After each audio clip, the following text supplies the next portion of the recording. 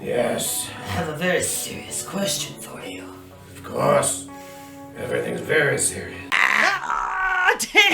I mean, back then, honestly, the only exercise other than lifting weights that was considered macho enough to pass muster was Taibo. And everybody was on the bow, you know. Every Superman should have been a Reeve or Reeves variation of some sort. Hashtag Reeves forever. This is the first step along your path to a gateway. Jenny Barrier says, hearing those noises and that man speak literally brought me an anxiety attack. Yes, Hey, Turkey, this is Dan, Margie. We're the Gen-Xers. Hello. How y'all doing? Hello to you new folks. Please hit like and subscribe. We'd appreciate it. And for you old timers, folks have been around a while, welcome back. Happy to have you. Yeah. Marge, it's been a few weeks. I've been down and out. Woe is Dan. This old arthritis. This old world now. So what have we been up to? What you been up to? I've been up and laying around going like this. I know you have. Lordy, do I know. No, it has been a couple weeks. We have been down a little bit. So I'm glad you're feeling a little bit better. All steroided up. Yeah, I mean, you know, Dan's in a flare-up. It's been a long flare-up. It's been a long time.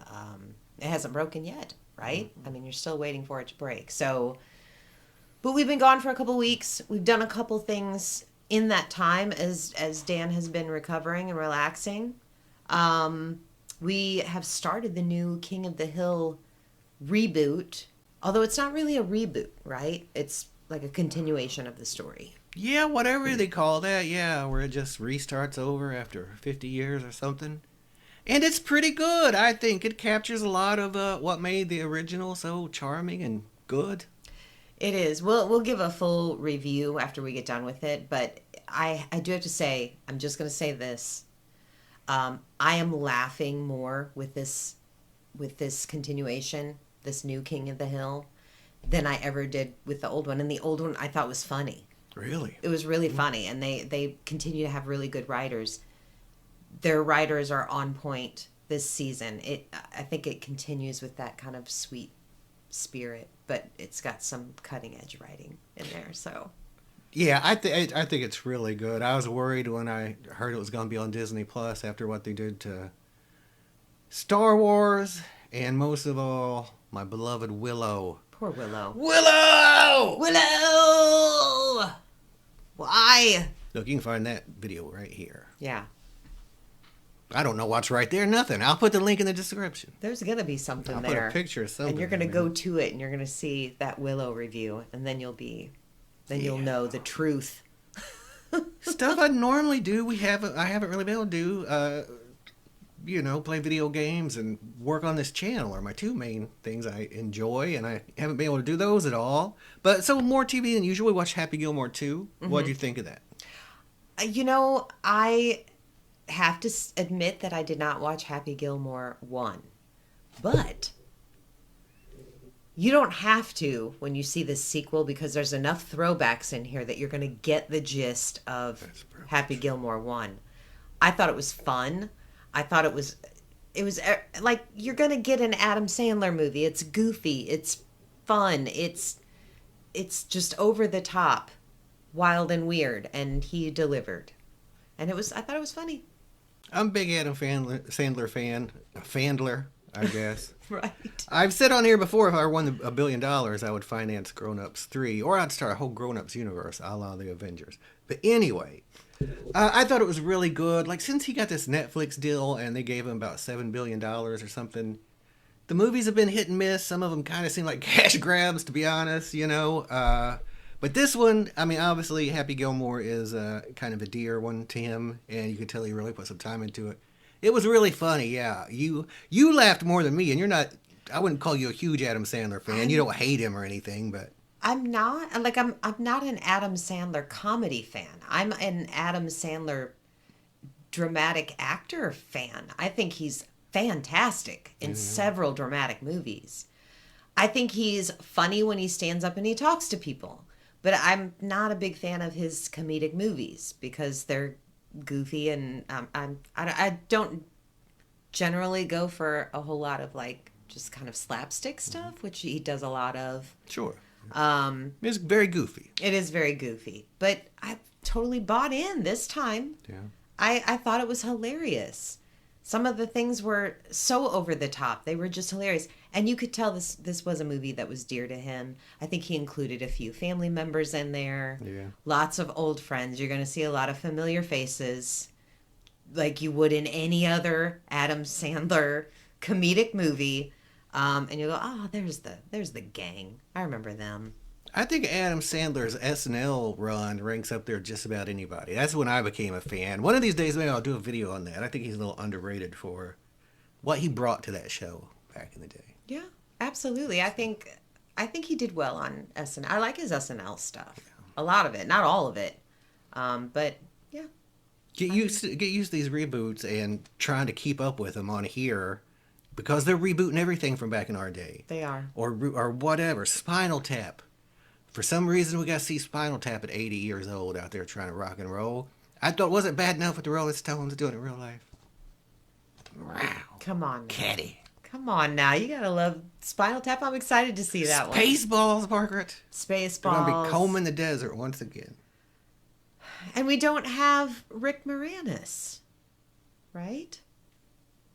I think Rick Moranis is going to be in it. Is he going to be in it? I think so. Really? He's like not in anything, right? Not hardly, but I'll double check. I'll put a note here if he's not, but I believe that he is. And that maybe he might be even doing or another Honey, I Shrunk the Kids, but I could have dreamt that. If he's in it, I might see it.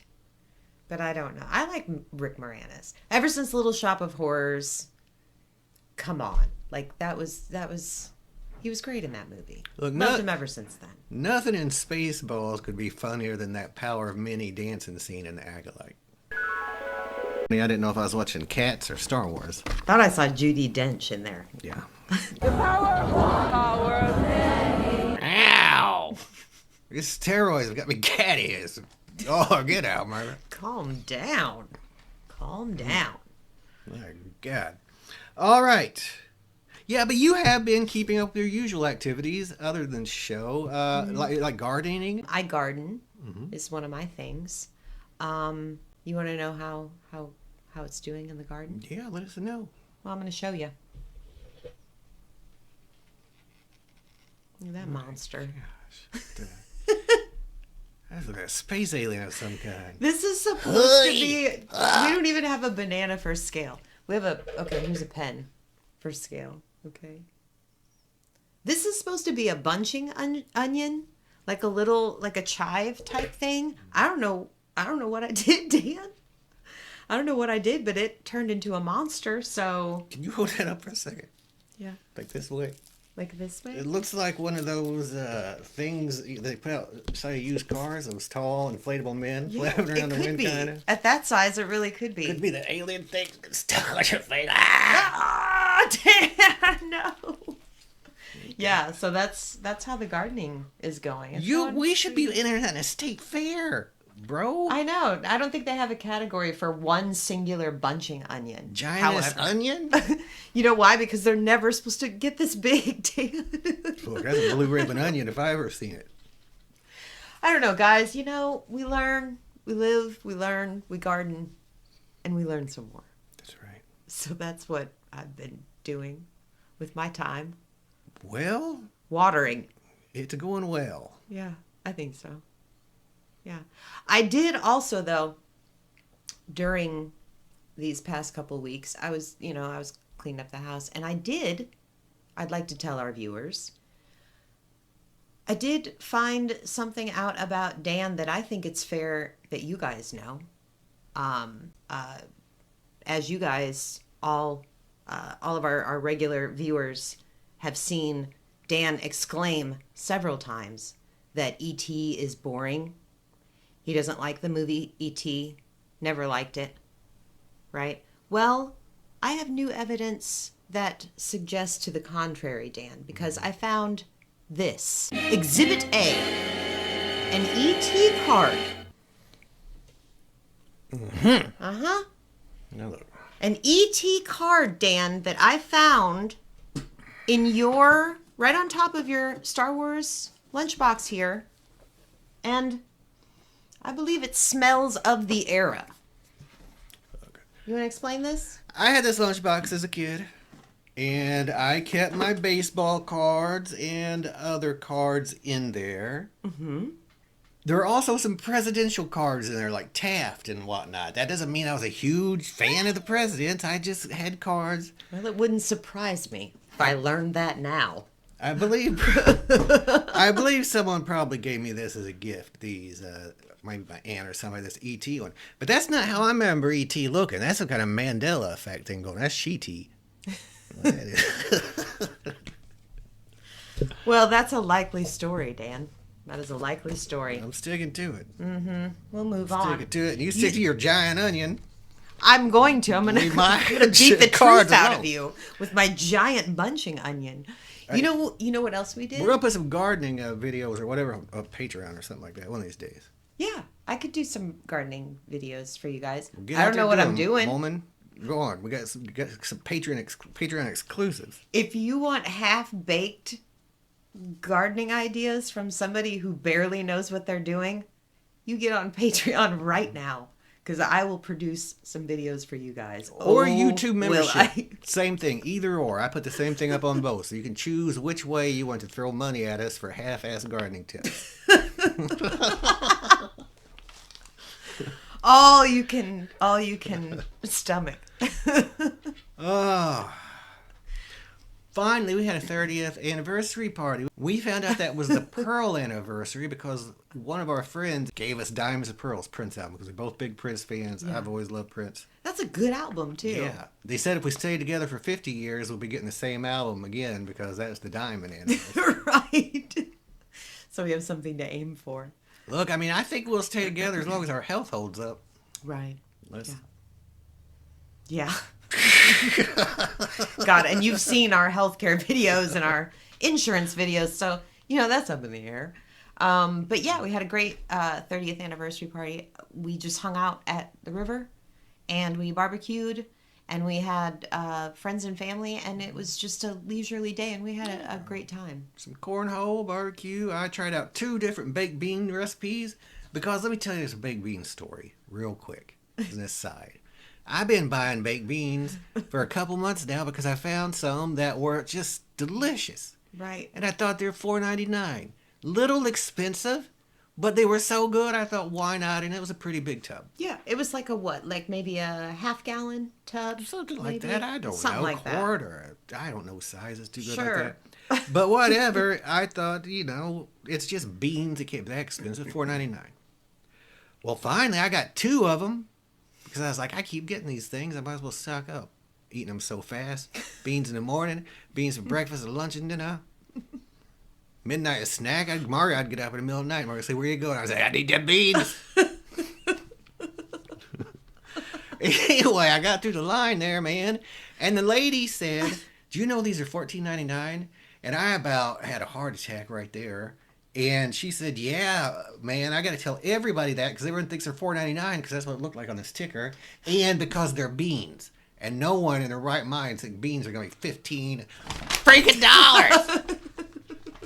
So I had to learn how to make my own baked beans. And they're not as good, but they're fine. Let me tell you They're something, fine guys. enough. The whole time he was making these baked beans, I heard that story. Over and over.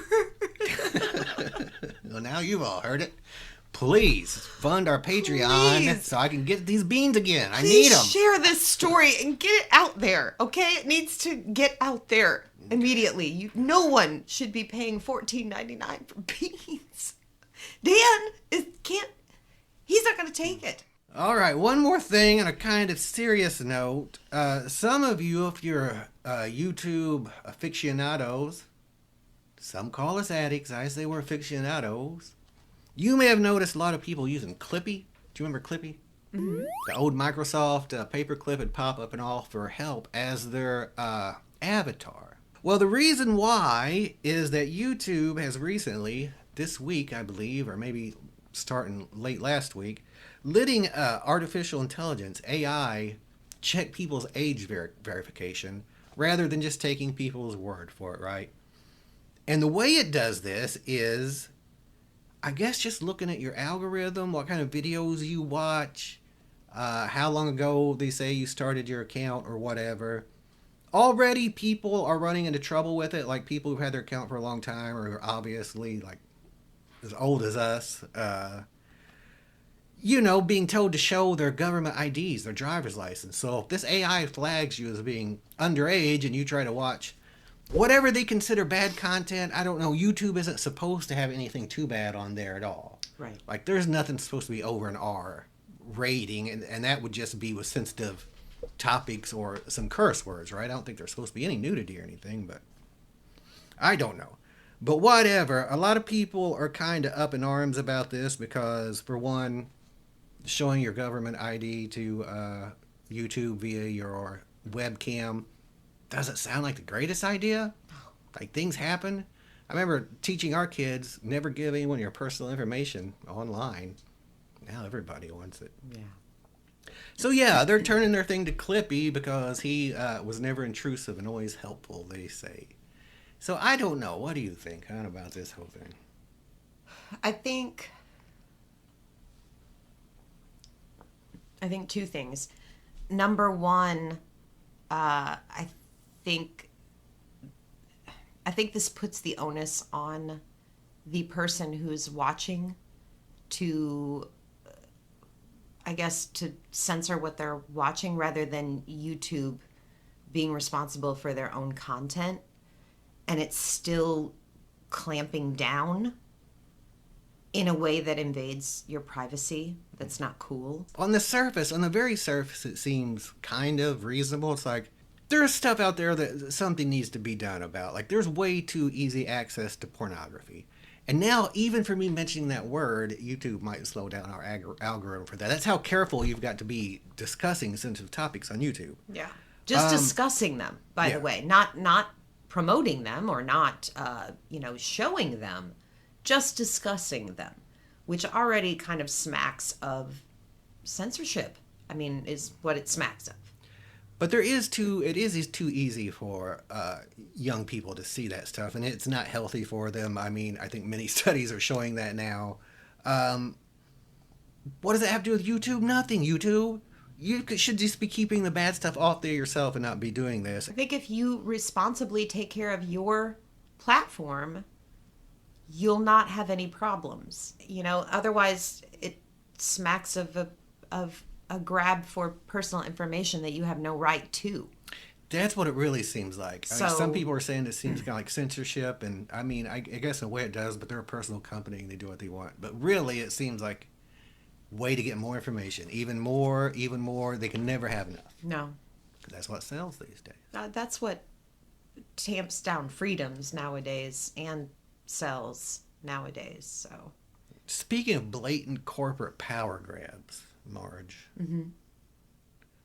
Credit card companies, MasterCard and Visa, the two that have been outed here, have been pressuring Steam. You know who they are, but I'll explain it to our viewers here for the non-gamers. If you're a gamer, you know what Steam is. It's an online site where you can just download all kinds of video games and play them. They just sell them through there. It's like a third party that sells video games digitally. Well, now they're cracking down on them because some of their independent games have adult themes. The takeaway here is credit card companies has pressured Steam into taking a whole bunch of these games off their platform because they say it reflects badly upon them to have their cards used to purchase them. And some of those games were, pretty racy, but there are some that were not really at all. So who decides? Why do they get to decide? What do you think of that one? Yeah, I mean, again, this it smacks of censorship and of overreach. I mean, that does smack of censorship. Like, I know technically freedom of speech is the government not holding you back, but if the government's not stopping these credit cards from doing this, companies from doing this, then yeah. Well, my thought would be, how many transactions does your credit card company do in a day? And are you looking at all of them to see if they're all above board? I think originally they did start this with Pornhub, because it was found out that they had some unwilling actors or whatever. They were in some hinky stuff, surprise, surprise. And the credit card company said, all right, we're not letting you use this anymore, which is their right. But now they've decided to extend that to video games, which are not exploiting real people or harming real people. It's just adults who want to play a racy game. Yeah. So overreach. That's what I would say. Well, and again, I would say, how many other of your transactions are you looking into every day? And I would say, let's not talk about just about Steam. Let's talk about some other companies out there that are doing horrible, horrible things. Bankrolling insurance companies that kill people on the daily. Bankrolling hinky businesses that are doing hinky things overseas, that cheat, tax codes here, or, kill real people because they're harmful and they're doing things like, I don't know what, but why a video game and not any other part of the bad business actors that are out there? I mean, it's not like I'm saying if there are some out there. No, we know there are bad business actors out there because we're seeing it all right now in real time. So my thought would be, why only Steam? Why Steam in particular? They're probably just dipping their toe in the water. Like I said, they started with that one company, and now they're moving to this, and then they will move on to whatever else they can exert power over. Why? I don't know. Just because they can. I honestly don't know why they care. Like, what person who uses MasterCard or Visa is looking at their records and going, oh, MasterCard is letting other people pay for these games, so I'm going to stop using MasterCard. Nobody. It doesn't affect their business whatsoever what people are using their card for. I wouldn't think. I mean, unless somebody's pointing it out and doing a whole campaign against it, which could be. I mean, I don't know that anybody did a campaign against Steam games, but maybe they did. Maybe they did, and I'm not aware of it. Even then, that would be know. against Steam and what they put on their game. What does the credit card company have to do with it? Like, yeah. Like, I don't know. It's very worse. I mean, they'll probably have AI deciding what's you should be able to play and what not, just like YouTube is going to be doing for your age, because we're going to be giving up every important decision to AI soon. Trust me. Take that to the bank, because AI told me it was going to happen. But don't take it to the bank, because they might censor what you can spend on it.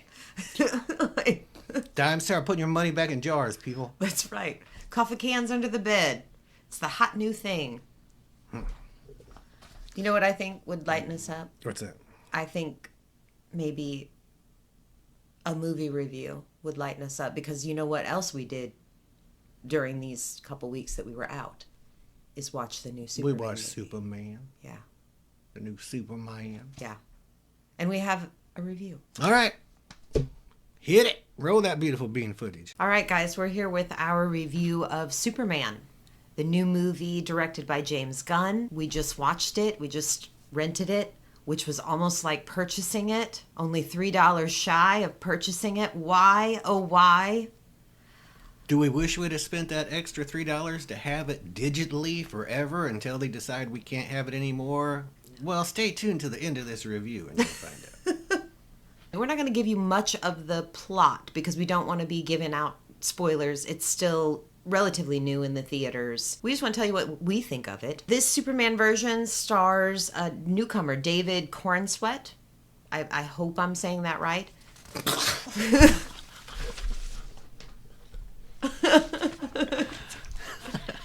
How else would you say it? I don't know. Corn Schwat? Maybe it's corn sweet. Corn sweet. Look, man. Corn sweat. When I was a kid, George Reeves was Superman. I'd watch the old black and white ones on Channel 11 in the mornings. Then Christopher Reeve was the Superman. I think we should have kept that tradition. Every Superman should have been a Reeve or Reeves variation of some sort. Hashtag Reeves forever. Hashtag it. Hashtag that. Hashtag it. I like how you pointed to our producers on the wall over there. Look, what do you think of this thing? I thought it was, I was going to say, I have a tendency to kind of like James Gunn movies, and I thought that he did a good job with this movie.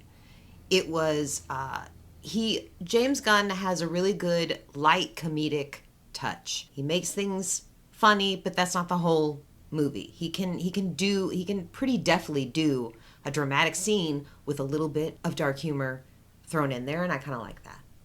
Because that's life. I like James Gunn's movies too. I think I've liked them all so far. But he does have a shtick. I mean, you can tell a James Gunn superhero movie at this point. He tones it down a little bit for Superman, which is good because, you know, Superman's not really the same tone as Guardians of the Galaxy or Suicide Squad, or really shouldn't be. At least when Superman's on screen, he does. When the Justice Gang is on the screen, it's kind of like, hey, this is the DC's version of, you know, I guess Suicide Squad is DC's version of Guardians of the Galaxy, but whatever. It's another ragtag group of quippy misfits. Right. Although, what's his name from Firefly is great as Guy Gardner. Green Lantern, he's pretty hilarious. Yeah. He, Nathan Fillion. Yeah. Yeah. He was really good. There were a bunch of good people. Rachel Brosnahan played Lois Lane, spot on as Lois Lane. Die-hard journalist to the end. And I really liked that. Nicholas Hoult was Lex Luthor. Yeah, I thought everybody was well cast. Corn Sweat as Superman, Mrs. Maisel as Lois Lane. Yeah. All of them. Everybody was really good. Yeah. Well, it was funny that you talk about James Gunn, like, kind of toning down the atmosphere. He is really good at, like, creating this atmosphere that's right for this character. And I think he does a good job with Superman. He doesn't have the quick quips here and there. He's earnest. He's honest. He's just the right amount of that earnest person, or that earnest superhero that's just trying to do good. He's hopeful. He's not about grit. That's not who he is. And so James Gunn is very careful with that image, and I think he does a really, really good job with it. Yeah, the movie is refreshingly not gritty. Batman, Yes, I have a very serious question for you. of course. Everything's very serious. If you and I were to go get lunch together, would you want the Popeyes chicken sandwich or the KFC chicken sandwich? I mean, that's really what we need to decide here and now.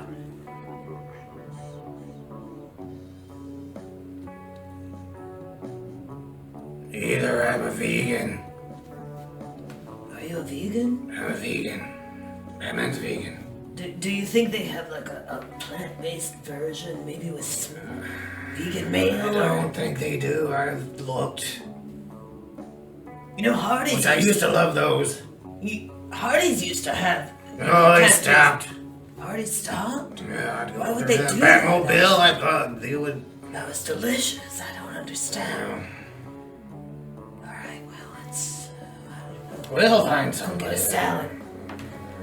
The special effects or whatever, at this point, who cares? Everything is CGI slop. This was better than a lot of it, and I think there were more practical effects, or at least suits, than you might see in most movies these days, but it's still, like, there are some scenes where the CGI is, I mean, slop. I don't know how else to put it. Like, it seems like it was better 10 years ago than it is now.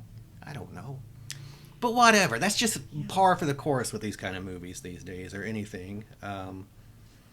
As far as the cast goes, yeah, again, all great, except Clark's parents.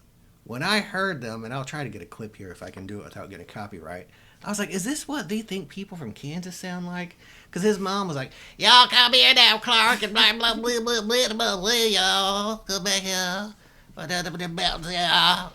Clark Kent. But then I looked it up, and while Smallville originally is from Kansas, apparently for some reason James Gunn decided to make him from North Carolina. Only person I know from North Carolina is Ric Flair. You don't sound like that. Hollywood never gets Southern accents right, hardly ever. Sometimes Pet they peeve do. of mine. Sometimes they do. What was the one that Jennifer Lawrence starred in about Missouri? Winter's Bone. That was Winter's good. Bone. She got the Missouri accent absolutely. Not just she. Yeah. That whole movie Got Missouri pretty much. got Missouri accent really correct. That's the only thing I can think of right now, but I bet I could come up with more. But yeah, for the most part, trash on the accents. Come on, guys. We don't sound like...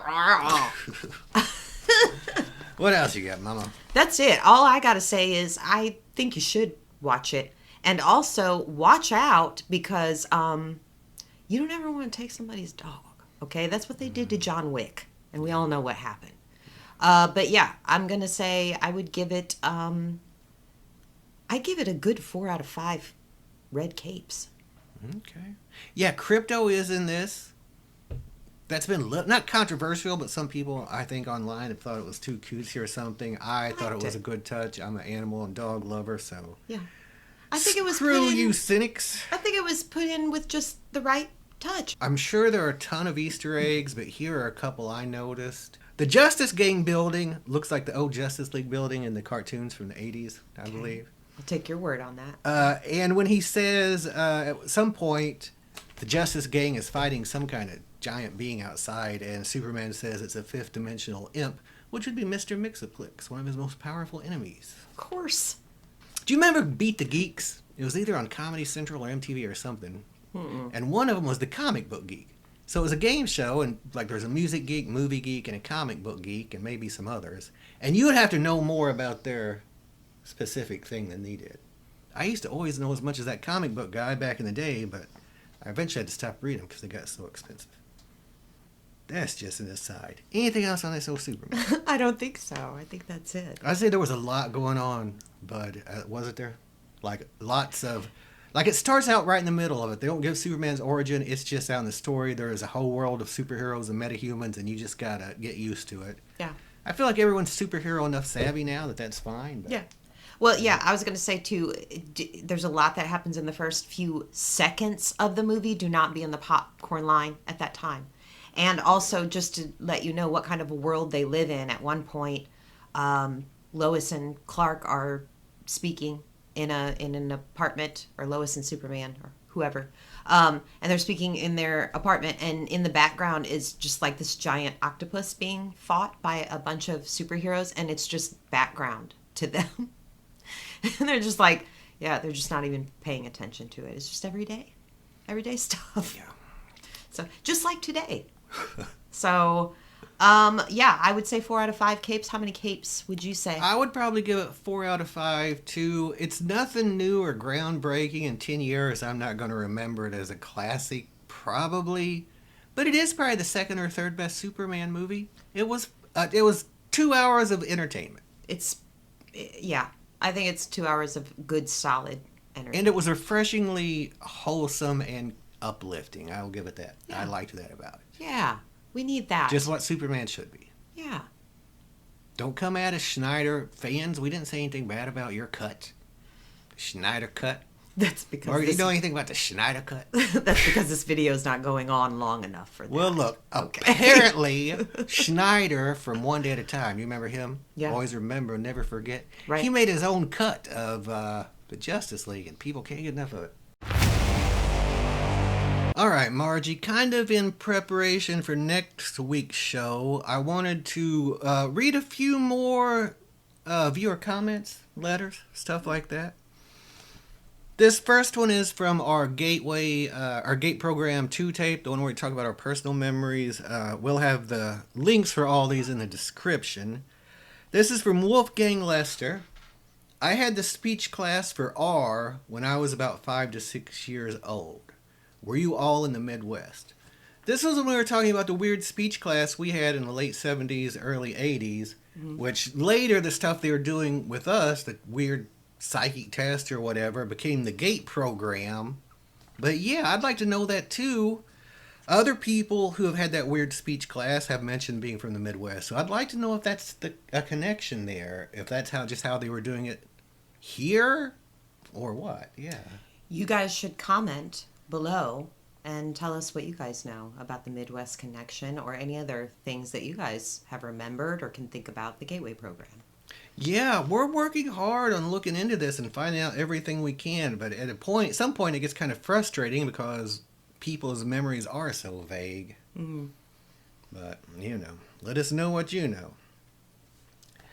Here is one from You Are Too Easy for Me 81.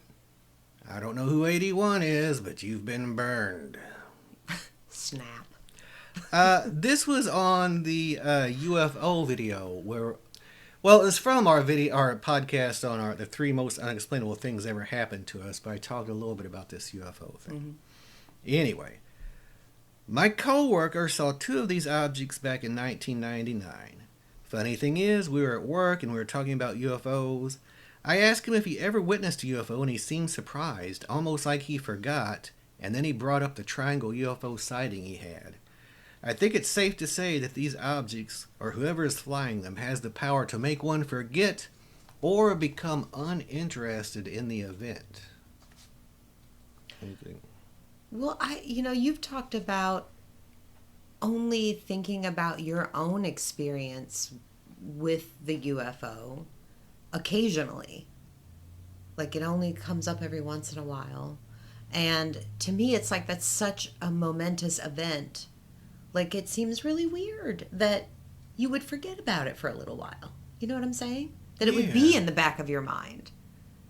So, I mean, what do you think about it? You're the one who experienced that. I don't think I've ever experienced anything like that, unless I'm forgetting.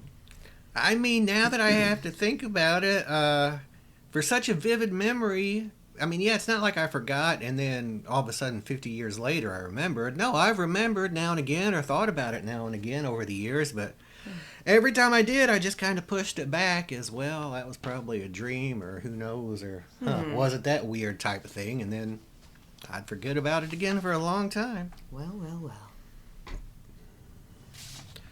All right, let's see.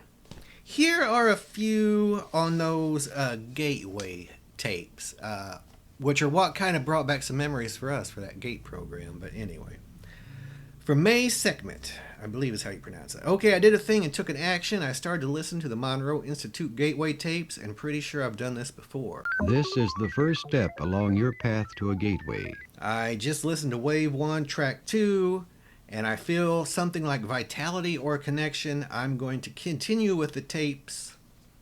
Okay? Yeah. Jenny Barrier says, hearing those noises and that man speak literally brought me an anxiety attack. I'm shaking and my heart is racing. Oh no. A lot of people have had that experience to hearing those tapes for the first time after many years. Yeah. Mandy Wolfern says, I recently started the Gateway tapes, and when I first heard Monroe's voice, it put me right back to the early 80s in the room with the giant headphones. They go on to talk about the pink drink, all the stuff we covered. Yeah, those Gateway tapes seem to bring back a lot of memories. Mm-hmm. And finally, Crystal Strong, 2556. This all happened to me. I'm 41 now and just woke up to it. I saw one video on Instagram, and all they needed to say was GATE program, and it all came back, mostly. Yeah, that's kind of what happened to us. We're just 2 regular old middle-aged people, and I heard the opening of those Monroe Gateway tapes, and it brought back some memories. I played it for you. It brought back some memories, and here we are now, deep in an investigation. Yeah. Speaking of the gram, did we mention earlier, Margaret, that we're on the Tox and the Grams? I don't think so. I think that's what the kids are calling it nowadays. You guys need to get on the Tox and the Grams. Yeah, I started TikTok and Instagram based at ChatGPT's request or suggestion or something. We don't know what we're doing. I don't know guys. what I'm doing. What even is a TikTok? It's a talk. It's the hot new thing. Anyway, I'll put the links below. There's going to be 500 links in this. I'll put the links below, and you can click on that. Please, no one has watched a single TikTok video I put up yet. Please go watch one. You've probably seen it if you're a fan of this show. But anyway, also next week we are doing our long-anticipated follow-up to our gate program video. So this will be part 3. Mm-hmm. We will specifically be talking about these gateway tapes, what we found out, what you've told us, and we've been listening to them ourselves. We've been trying them. We're doing a little experiment that we will share the results with. It's going to be fun. But kinda, I wanted to leave this show on a happy note. I'm a big wrestling fan. I've done some wrestling videos here in the past that have done well for us. I've always wanted to do some more, especially old school ones, but WWE owns everything. They bought up all the wrestling footage. It's so hard. But here's a little something, wrestling video that I could do without having to worry about that stuff. Non-wrestling fans, I hope you'll like it too. It's kind of a feel-good, little feel-good news story. Yeah, I think so. So yeah, roll that beautiful bean footage. Johnny, roll that footage. I said, Johnny. What else did we ask him to do earlier? Who's Johnny? Hashtag it. Why does he live in the wall? Johnny's again? right there. Hashtag again. Hashtag toxin grams. Look, I don't know why you're talking to the wall. Johnny's right there, man. He's got Spider-Man hat Oh, on. yeah, Johnny. Toxin grams. Johnny, quick. Hey, turkeys, this is Dan from the Gen-Xers, and this is gonna be a feel-good video. Seriously, why not sit back, enjoy yourself, hear some good news for once? Is this a real pipe? Nah, man. This is a Avon pipe that used to belong to my dad. He collected the Avon bottles and whatnot. I've been wanting to do another wrestling video for a long time. I did a couple in the past that have done pretty well. I'm a big fan of old school wrestling. It was one of the things me and my dad bonded over when I was a kid. So I love it. The problem is, WWE owns just about everything wrestling related these days. They bought up all the footage from WCCW, WCW, the old territories. And they will put a copyright on just about anything, man. They will copyright strike every little thing and either demonetize your video or, worse, put one of those red strikes on it that can make your channel go away. So, I haven't done one in a long time. But this is a story I've been following for a while. Every time I see a video or interview about it, I watch it, and it makes me very happy. So I want to share it with you. Remember Diamond Dallas Page? Bang, that guy. You might be wondering what happened to him after his ill-fated stalker angle in WWE. My God, that angle was so dumb and so stupid, and he was so wasted there. But he might not have made it there at all if not for a little bit of serendipity, and mostly for his wife, Kimberly. If you remember her, she was one of the original Nitro girls or something, I think. I know some of you remember. Anyway, even in the late 90s when Page was on top and he was one of the #1 draws in WCW, I believe he had 3 stints as the world champion there. Even then, when he was on top of his game, he had ruptures in like his L4 and L5 disc, I think. Serious back injuries. Doctors told him his wrestling career was over. And then his wife, Kimberly, suggested yoga. Now, you Gen Xers and old school folks will know what I'm talking about here. But for you younger people, you gotta realize this was a different time. In the late 90s, yoga wasn't exactly considered macho, and wrestling was supposed to be a tough guy sport. Maybe Rob Van Dam was doing it and talking about it, but no one else really. I mean, back then, honestly, the only exercise other than lifting weights that was considered macho enough to pass muster was Taibo. And everybody was on the bow, People loved that Billy Banks, and they loved him some Taibo, the kicking, the whatnots. But anyway, Diamond Dallas Page couldn't kick like that with the kind of back pain he was in, brother. So he gave yoga a shot, and it worked. It gave him his mobility back. He started experimenting, blending traditional yoga with elements of strength training and rehab therapy. His favorite style was power yoga and American spin on Ashtanga yoga. I'll be honest, I don't know a lot about yoga. I know a little bit more about Taibo. Along with chiropractor Dr. Craig Aaron, DDP fine-tuned this into what he was calling then yoga for regular guys.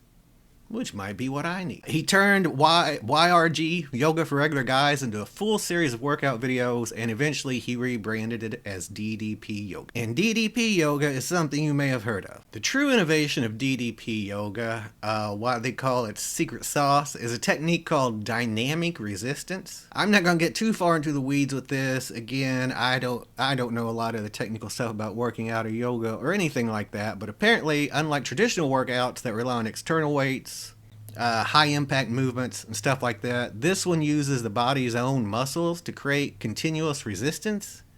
Didn't Jack LaLanne do something like that? Wasn't that a thing way back when? I don't know. Look, man, I'm not sure if you're familiar with Crusher Blackwell or Dick the Bruiser yoga, but there's a bazillion yoga programs out there. And even if you're famous like DDP, it's an uphill battle to gain a following. In fact, being a wrestler and being kind of a corny shiller for his own product might have hurt DDP at first, trying to sell this stuff.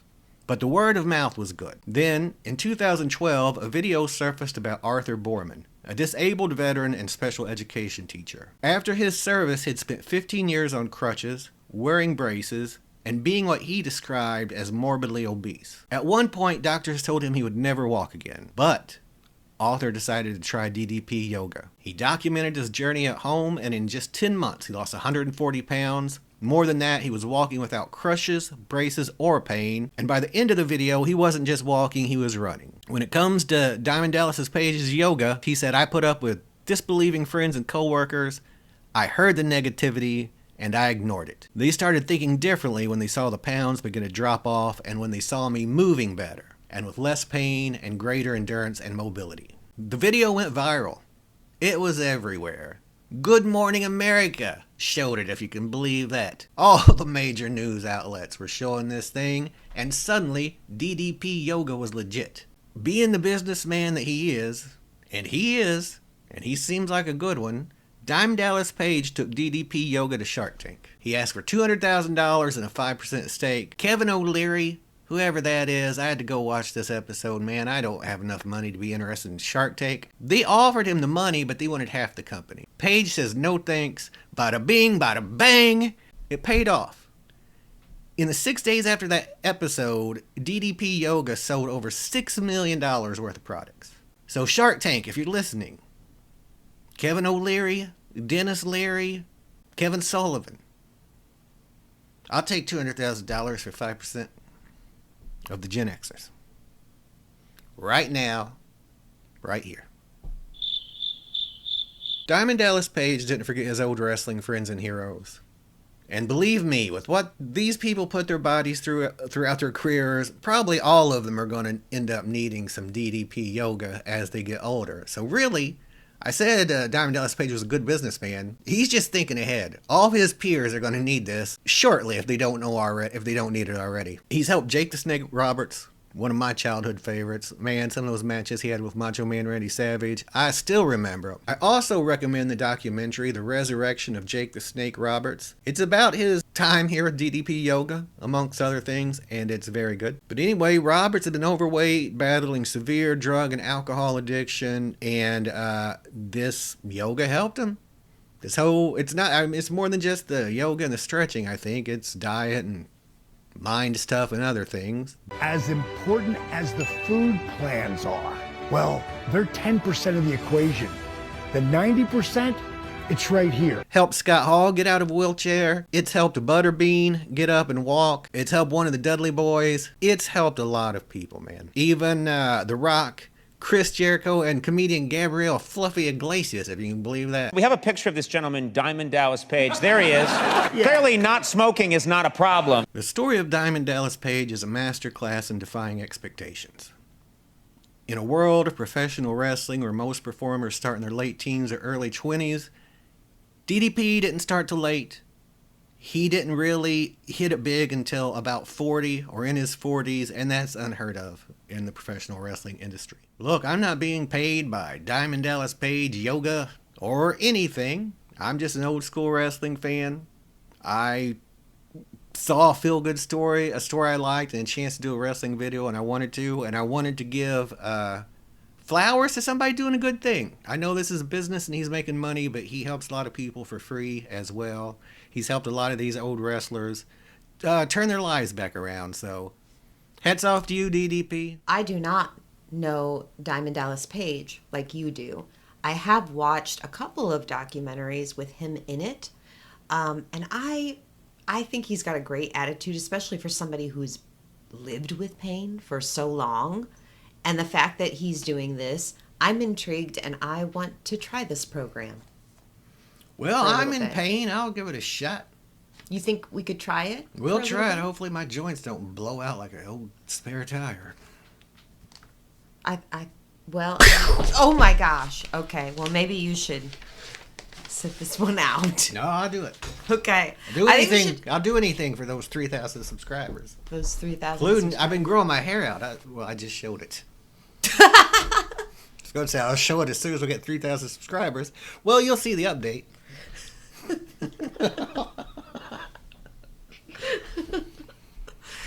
Well, you know what? They just got a glimpse. Like it was, I'm sure they'll do a little sidestep. My trans little tail's dead. Look, we got to go, people. Let's get ridiculous. Okay. Yeah, you guys should come back and see us, though. Hit like and Yeah. subscribe and Do come it. back and see us. For you, but I'm bad for you. I'm bad news. I was going to say that exact same thing to I know you. that you know I'm bad news. That you love me. I bet you know that I would. I do know you're bad news. Just hold you. But I too am bad news. I'm worse news for you. No, I don't. So I'm worse going news to- for you. I'm worser for you. I'm going to selflessly take myself away from you. Because at night.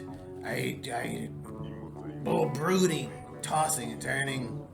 I'm very brooding. I like to wear my hair like this, and I like to look through it My dad like never that. let me win a Monopoly. I like to listen to grunge music.